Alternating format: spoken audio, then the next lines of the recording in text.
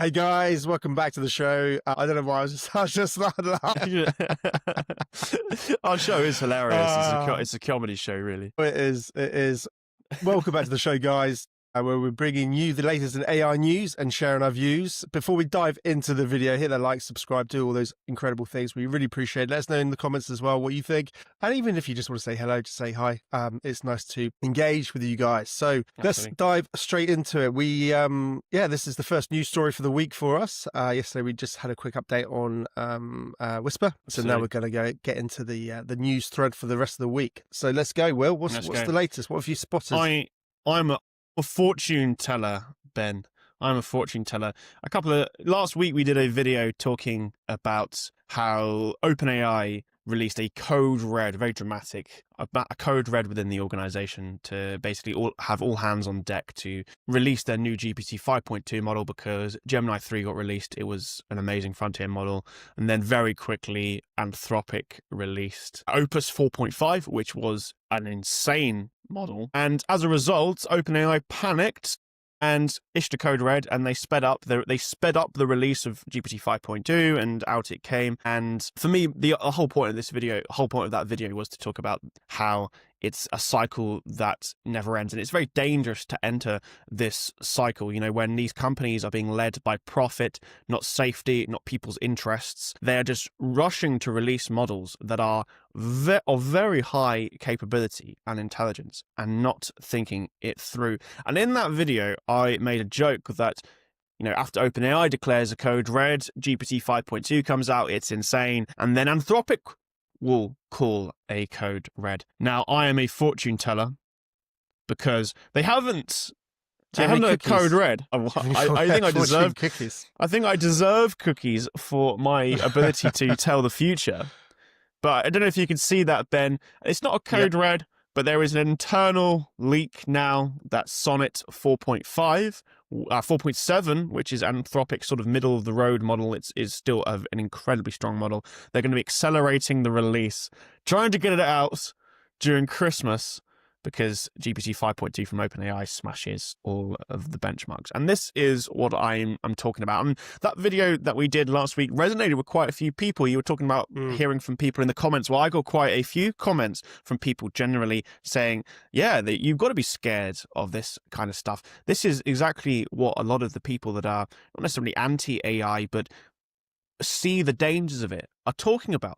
We have a lot of frontier companies here, Anthropic, Google, OpenAI. They've taken on huge amounts of investor money, and now it's time to cough up and pay those investors. You've got to turn a profit. Yep. So we're seeing that in many ways. We're seeing that in price rises, limits in usage ability, which annoy people day to day. And now what we're seeing is they're all trying to outcompete each other because if you go on X, at any time, people are very opinionated on which models that you should use for what task. So having internet clout for these companies directly equals revenue. So they're all trying to one-up each other. And for me, that's the danger.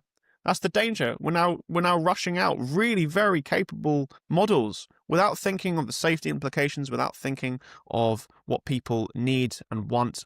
And yeah, I think it's just a dangerous game to keep playing. And I'm especially, before I let you speak, Ben, I'm especially disappointed in Anthropic because they have always been a huge proponent of, you know, pushing AI safety. And to me, if this leak is true, that is just this is why you should never trust any of these big tech companies, because the CEO of Anthropic went on all of these podcasts talking about AI safety, how they've put in scalable, you know, safe AI scaling plans. You know, they're massive pushes of it, and it's all going to be a lie if this is true. Absolutely, Will. I mean, obviously, you just wonder what shortcuts are being taken to, you know, with this arms race, effectively. Because whenever there is that sort of competitive spirit, there's an inevitability that, you know, people will take shortcuts, and whether that's the senior management putting pressure on teams below, and those, you know, those individuals are going, oh God, I just got to get this out, and just take shortcuts here, there. You know, it's the senior leaders can talk all they want to talk about, you know, marketing spiel about being, when it actually comes down to it, you know, we'll see. But again, when there's economic misalignment, i.e. pressure from investors, pressure from shareholders to sort of keep putting, top of the pops, being number one, then there's always going to be that. It's just all misaligned. It's not actually aligned for like the well-being of society, the well-being of mankind. This technology is absolutely breathtaking and groundbreaking and humanity changing. And yet it's being driven by just a profiteering sort of economic model that's all about being first and just try to capture market share. That just, the two things just don't sit comfortably with me. I almost feel that AI should be a humanity good, like air, oxygen, water. It should be for everybody. Absolutely. It just feels like it's been captured by, the corporations, the financial infrastructure that exists, all of the bad things that exist in the world that have historically corrupted everything and manipulated everything for profits, and it's all profit driven. And don't get me wrong, we're for making profit. You have to make a profit to be able to be in business. To be able to create anything to give out to the world, you have to be able to pay to wash your face effectively.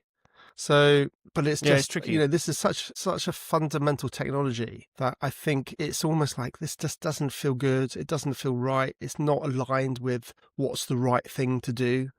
Whenever the simple question of what is the right thing to do? How do we build these systems with thought, intelligence, with ethical standards? That takes time to think about, and then to execute on. I mean, we don't know what's going on behind closed doors. No. But you just can't help but feel that a lot of this marketing spiel by the CEO of Anthropic or whoever is just marketing spiel, and you cannot trust it. No, I think and it's not to say that these people are necessarily bad people. It's just that you shouldn't trust. You should either verify, or ideally you want to live in a trustless society where the technology is built in a architectural way that you can verify and no need for trust. It's just disconcerting, I think. Again, it sort of carries on what we talked about the other day.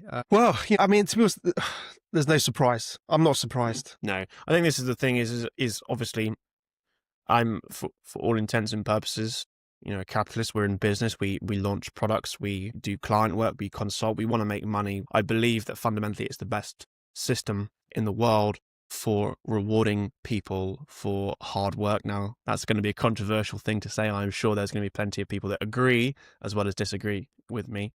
But when it comes to AI, as you said, there is an uncomfortable feeling necessarily where morals and philosophy do come into it. Like, you can't look at a technology like AI without thinking about it. It's so fundamentally groundbreaking. Never have we seen before people going to the Senate and sitting in front of senators in the US and answering questions about how AI is going to kill us.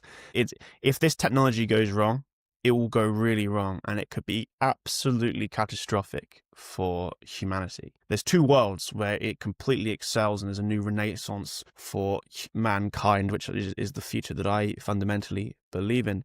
But if it's built wrong, then it could be catastrophic. So at some point, you have to put aside You have to put aside the profiteering side of it, which is what we really want to do, is change the paradigm in which AI works.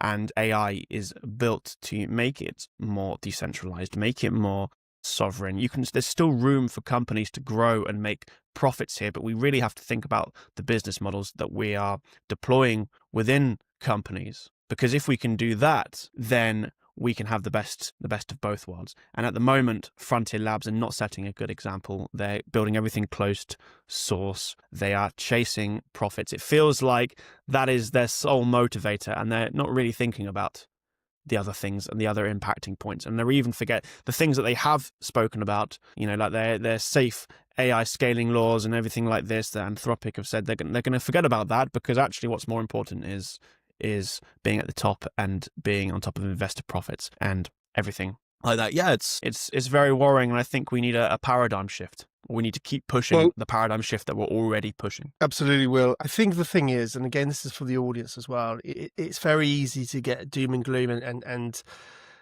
and you don't feel like you've got any agency in anything that's happening in this world. It's just happening to you rather than you influencing it. But I think, I think it's about, like, for us, it's the only way that this is going to change is if we build an alternative future. Yes. And we need, and we can do that, but we also need everyone in the community to do their little bit to support us. That might be just liking this video, sharing this video. If you're a developer, checking out Nano Collective and getting involved with the community there, open source community. Absolutely. It might be, using the Whisper app rather than using ChatGPT app. So it's, even when people feel powerless, they do have a choice. They can say, right, there is an alternative solution. There is an alternative future that I would rather have. And it's about getting involved at whatever level you can, and support that alternative, better, positive future, hopefully, in whatever way you can. Because, it's very easy just to go, oh, this has all happened to me and I can't do anything about it. Well, you can. Yeah, absolutely can. And we're in a fortunate position that we are building an alternative to this. We are building a paradigm that we really want to push. We have the Nano Collective, which we founded back in August. That is a group of developers, and it's getting quite a big community now of people that are changing the paradigm. We're working on open source, privacy first, local first AI that is built by the community for the community. There's no price tags on anything. Everything is released with an MIT license, which, if you don't know, means the code is the community's to use. All we ask is for an attribution. That's literally it. Some credit for the community that has worked on it. And other than that, you can use it. What you can then do is build commercial products off the back of that. We are building Whisper as an example. We're not using, we're not using traditional business models there. We want to change and challenge and innovate what would naturally be done in order to build AI in a more scalable, philosophically sound way that really sits with our morals. It's about freedom, it's about privacy. Exactly. We have a one-time purchase app, and then it's yours.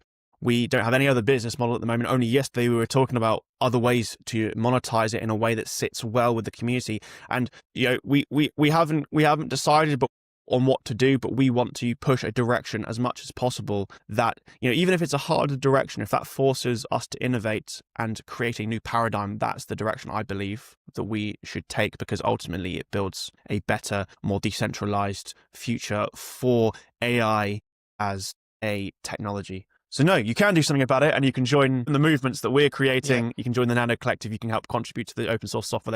There is nothing there to profiteer on anything. That is all community driven. And build software, but think about, if you're going to commercialize it, think about how you do.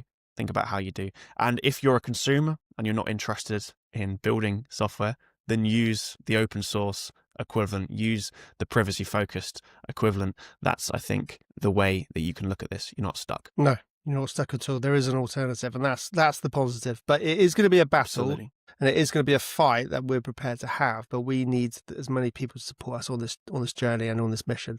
So do whatever you can. We really, really appreciate it. It's often with these videos, we start with a bit of fun, a bit of laughter, but they do get quite serious. So I do apologize for that. The technology is serious. Serious topics. It is serious topics, and it's we're not messing around.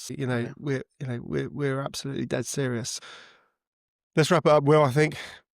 Listen, guys, thanks so much for joining us. Really appreciate everything. We'll join you on the next one, bring you more AI news, and obviously share our views, and maybe getting deep as we are now, or maybe not. We'll try and find a fun story. We want to have a bit of fun. We want to put a smile on your day. We'll find a fun story tomorrow. We'll do a fun story. Absolutely. But keep positive. We this is all good. There is a positive alternative, and I think I just want to put that message out there.